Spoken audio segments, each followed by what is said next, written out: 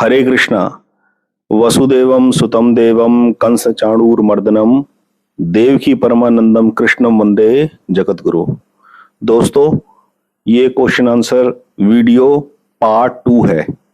मैं continue recording इसकी कर रहा हूं। अभी पार्ट 1 हमने खत्म किया है, बाकी के क्वेश्चंस इस वीडियो के माध्यम से उत्तर दूंगा। पूछिए अगला प्रश्न।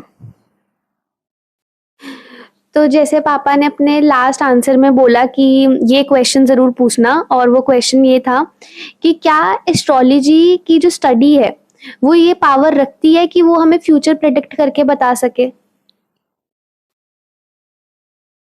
इसका मैं सटीक उत्तर दूंगा कि भविष्य जानने की हमें कोई आवश्यकता नहीं है। हमें भविष्य जानना किस लिए है? हमें तो सिर्फ प्रेजेंट को जानना है।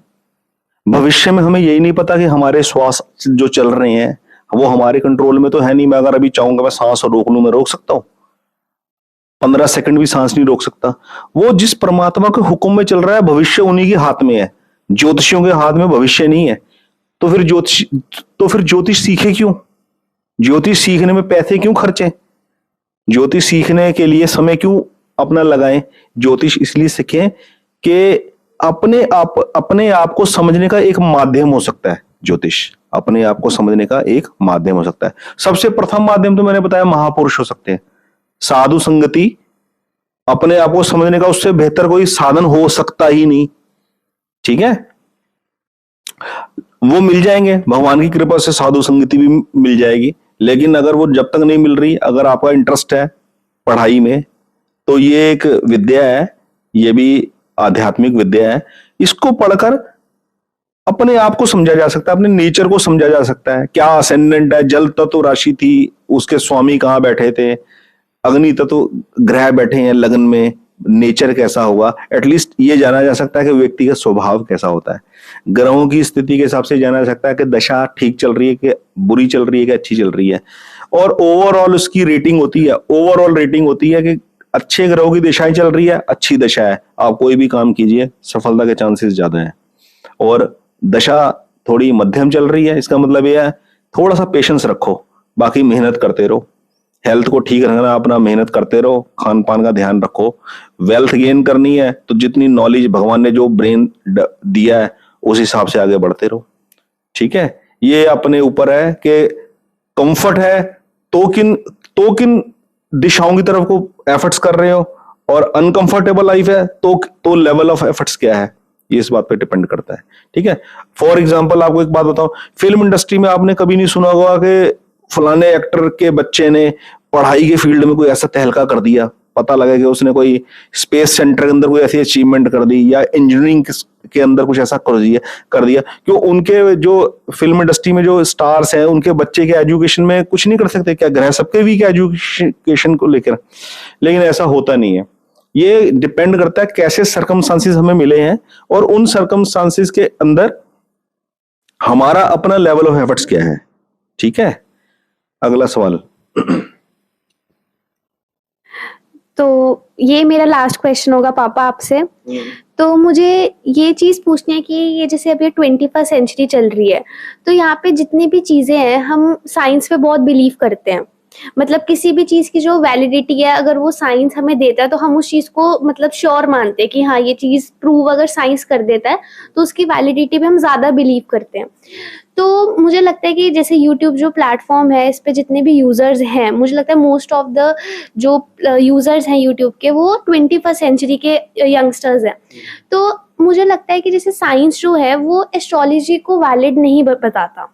अच्छा। वो बिलीव नहीं करता एस्ट्रोलॉजी में। तो क्या एस्ट्रोलॉजी के माध्यम से, कि मीडियम से जो चीज़ें हमें पता चलती हैं, क्या वो वैलिड है या साइंस सही कहता है? ज्ञान की वैलिडिटी के लिए ना किसी सर्टिफिकेट की जरूरत नहीं होती। एक तो होते हैं पेपर डिग्री। आपने एक पढ़ाई किसी विश्वविद्यालय से पूरी करी तो उसकी प्रामाणिकता होती है, वहां से एक पेपर मिलता है, एक डिग्री की कॉपी मिलती है, वो प्रमाण होता है कि आपने ये गेन करी है। कुछ चीजें ऐसी होती है, जिंदगी के कुछ सबक ऐसे होते हैं वो किसी यूनिवर्सिटी के अंदर नहीं पढ़ाए जाते थे, वो जिंदगी के जीवन के सफर को तय करके ही मिलते हैं। तो एस्ट्रोलॉजी उन्हीं में से एक विद्या है, और यहाँ कोई कंपल्शन नहीं है कि ये सीखनी ही चाहिए। मैं तो कह ही रहा हूँ इसकी सीखने की कोई जरूरत नहीं है। एस्ट्रोलॉजी को बिना सीखे जिंदगी बड़े आराम से काटी जा सकती है। केवल कर्म में विश्वास करो। यूट्यूब के ऊपर मैंने ऐसे ऐसे यंगस्टर्स देखे जो हमसे अभी 15-15, 16-16 साल के, वो मिलीनियर्स बन गए हैं, वो करोड़ों के अंदर पैसे कमा रहे हैं। बताओ, हमें जो नॉलेज अभी 50 साल के अंदर नहीं है, वो 15 साल के बच्चों को आज की डेट में, मैं तो खुद ही कह रहा हूँ कि एस्ट्रोलॉजी, वो कोई एस्ट्रोलॉजी की अंगूठियां पहन के तो बने नहीं है ऐसे कामयाब। आज की आधुनिक युग के अंदर हर वक्त के हिसाब से जो जनरेशन होती है वो उस वक्त के हिसाब से होती है। ठीक है, वो जैसे जैसे वक्त तेज होता है वैसे वैसे भगवान वैसे वैसे ही प्राणियों को पैदा करके भेजता है। ठीक है, एस्ट्रोलॉजी का केवल ये है कि जिनका इंटरेस्ट है इस फील्ड के अंदर, इस विद्या के अंदर, वो एक किसी के नेचर को पढ़ने की कला सीख सकते हैं। कम से कम एटलीस्ट उनको ये पता लग जाता है कि ये ग्रहों की कैटेगरी एक तरफ होती है, इन ग्रहों की कैटेगरी एक तरफ होती है।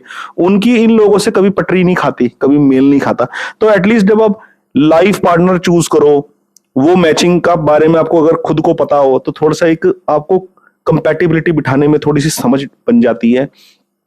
दूसरा, अगर आप किसी से बिजनेस पार्टनरशिप करो, कोई फाइनेंशियल ट्रांजैक्शन से रिलेटेड कोई एग्रीमेंट करो, तो आपको उसमें थोड़ा सा पता लग जाना चाहिए कि आदमी अग्नि तत्व प्रधान राशि का व्यक्ति है, एग्रेसिव नेचर का होगा, कॉम्प्रोमाइज करेगा, मतलब कि ईमानदारी किस हद तक निभाएगा। इस तरीके की बातों का आइडिया मिल जाता है और ये मदद करती हैं। लेकिन ये काम सारा संचित कर्मों की पूंजी के ऊपर ही डिपेंड होगा। अगर किस्मत में दुख भोगना लिखा हुआ है तो जितनी मर्जी एस्ट्रोलॉजी पढ़ लो, जो मर्जी अंगूठियां पहन लो, वो दुख की घड़ी से पार होना ही पड़ेगा। तो ऐसा नहीं हो सकता कभी भी एस्ट्रोलॉजी को ये सोच के ना सीखा जाए, पढ़ा जाए कि हमें इसे सीखकर भविष्य को जानने की कला प्राप्त हो जाएगी और हम बुरे वक्त में से ऐसे स्किप होकर निकल जाएंगे। बेशक बुरे समय में से स्किप होकर निकल जाएंगे अगर भगवान का आश्रय होगा जीवन के अंदर। ठीक है, और दूसरी बात बता दूं, एस्ट्रोलॉजी सीखने के लिए एस्ट्रोलॉजी की जो बेसिक्स हैं वो हमेशा ब्रेन के अंदर एकदम से याद दिमाग में रहना चाहिए। जैसे 9 ग्रह, सूर्य, चंद्र, मंगल, बुध, गुरु, शुक्र, शनि, राहु, केतु, इनकी अपनी कैटेगरीज है। सूर्य, चंद्र, मंगल, गुरु एक कैटेगरी में, बुध, शुक्र, शनि एक कैटेगरी में, राहु, केतु एक कैटेगरी में। इनको 3 कैटेगरीज में कर दिया। फिर 12 राशियां, मेष, वृष, मिथुन, कर्क, सिंह, कन्या, तुला, वृश्चिक, धनु, मकर, कुंभ, मीन। 4 राशियां, स्थिर राशियां, द्विस्वभाव राशि। ठीक है, फिर इनके तत्व होते हैं अलग अलग, कुछ अग्नि तत्व राशियां, कुछ जल तत्व है, कुछ वायु तत्व, कुछ पृथ्वी तत्व है। ठीक है, 27 नक्षत्र है, अश्विनी, भरणी, कृतिका, रोहिणी, मृगशिरा, आर्द्रा, पुनर्वसु, पुष्य, अश्लेषा, मघा, पूर्वा, फाल्गुनी, उत्तरा फाल्गुनी, हस्त, चित्रा, स्वाति, विशाखा, अनुराधा, ज्येष्ठा, मूला, पूर्वा, आषाढ़ा, उत्तराषाढ़ा, श्रवण, घनिष्ठा, शतभिषा, पूर्वा भाद्रपद, उत्तरा भाद्रपद, रेवती। इनके स्वामी है केतु, शुक्र, सूर्य, चंद्र, मंगल, राहु, गुरु, शनि, बुध। 11 करण है जो मुहूर्त में यूज होते हैं, बव, बालव, कौलव, तैतिल, गर, वणिज, विष्टि, शकुनी, चतुष्पद, नाग, किंतुग्न। ठीक है, फिर 27 योग है, विषकुंभ, प्रीति, आयुष्मान, सौभाग्य, शोभन, अतिगंड, सुक्रमा, धरती, शूल, गंड, वृद्धि, ध्रुव, व्यघात, हर्षणा, वज्र, सिद्धि, व्यतिपात, वरियान, परिधि, शिव, सिद्धा, साध्य, शुभ, शुक्ल, ब्रह्म, इंद्र, वैधृति।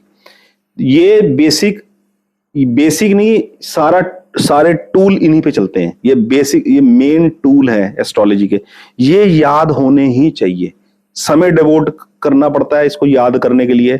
ये टिप्स, बिल्कुल टिप्स पे होनी चाहिए बातें। सूर्य मेष राशि पे उच्च के होते हैं, तुला पे नीच के होते हैं। ठीक इसके ऑपोजिट शनि मेष पे नीच के होते हैं, तुला पे उच्च के होते हैं। ठीक है, चंद्र वृष राशि के ऊपर उच्च के होते हैं, वृश्चिक पे नीच के होते हैं। ठीक है, मंगल की बात करें, मंगल मकर के ऊपर उच्च के होते हैं, कर्क पे नीच के हो जाते हैं। बुध अपनी राशि कन्या पे उच्च के होते हैं, मीन पे नीच के हो जाते हैं। ठीक है, गुरु कर्क राशि के ऊपर उच्च के होते हैं, मकर पे नीच के हो जाते हैं। शुक्र अपने मीन राशि के ऊपर, गुरु की राशि के ऊपर उच्च के होते हैं।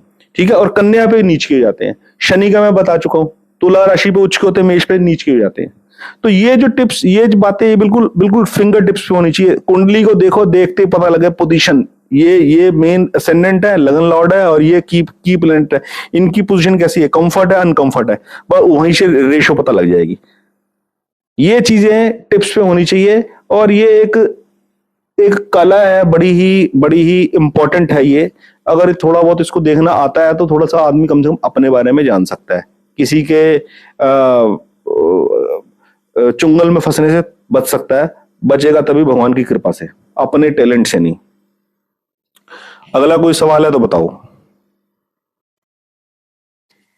अभी तक तो यही क्वेश्चंस थे, मतलब जितनी मैंने आपकी वीडियोस देखी तो जो भी क्वेश्चंस मेरे को पूछने थे वो मैं आज पूछ चुकी हूँ, और अगर आगे कुछ पूछने होंगे तो मैं पक्का आपसे पूछूंगी। और वीडियो बना लेंगे फिर। हाँ, मुझे भी उम्मीद है, मैंने काफी सवालों के जवाब इसमें दे दिए, और यही सवाल एक आम आदमी के होते हैं, ठीक है। और मेन यही है एसेंस के ईमानदारी से जिंदगी को जीते रहो, चाहे जिंदगी गरीबी में चल रही है चाहे अमीरी में चल रही है, ज्यादा टेंशन लेने की जरूरत नहीं है, ठीक है। अपना बस भगवान का नाम लेते हुए जीवन को चलाते रहो। ग्रहों की स्थिति से एक चीज इंपॉर्टेंट बात जो मैं भूल गया, इस बात को हमेशा ध्यान में रखें, जब हमारा जन्म हुआ था उस जन्म के समय सोलर सिस्टम के अंदर प्लेनेट जिस जिस राशि से ट्रांजिट हो रहे थे वो नक्शा एक दर्ज कर दिया। हमारे जीवन की घटनाओं के लिए ग्रह जिम्मेवार नहीं है, ग्रह हमारे जीवन के लिए जिम्मेवार नहीं है। हमारे जीवन की साइकिल शुरू होने से लेकर खत्म होने तक की जो शरीर की यात्रा है उसके लिए एक सिस्टम बनाया है सर्वशक्तिमान ईश्वर ने। सोलर सिस्टम है, बीच में सूर्य देव है, उनके प्रकाश से ही पूरी वनस्पति पनपती है, और चंद्रमा की रोशनी से वनस्पति में रस पैदा होता है, वनस्पति से ही औषधि बनती है, उन औषधि से ही मनुष्य शरीर रोग की स्थिति में छूटता है। तो भगवान ने एक प्रकृति की रचना करी है, प्रकृति का एक सिस्टम है जिस तरीके से वो चलती है। ग्रह हमारे सुख और दुख के कारण है ऐसा नहीं है, ग्रह हमारे सुख और दुख का कारण नहीं होते, हमारे सुख और दुख का कारण होते हैं हमारे पूर्व जन्मों के संचित कर्म। पिछले अनंत जन्मों में हमने क्या क्या कर्म करे, किसके साथ बुरा किया किसके साथ अच्छा किया, वही लेन देन के संबंध निपटाने के लिए हम इस संसार में आते हैं। तो बस ज्योतिष का आश्रय लें भगवान के माध्यम से, भगवान सर्वोपरि है। हरे कृष्णा दोस्तों, आप सबके सभी काम हो, सभी अच्छे काम आपके सबके हो, यही परमात्मा से प्रार्थना है। हरे Krishna. and please guys like, share and subscribe my father's video. Thank you. Thank you.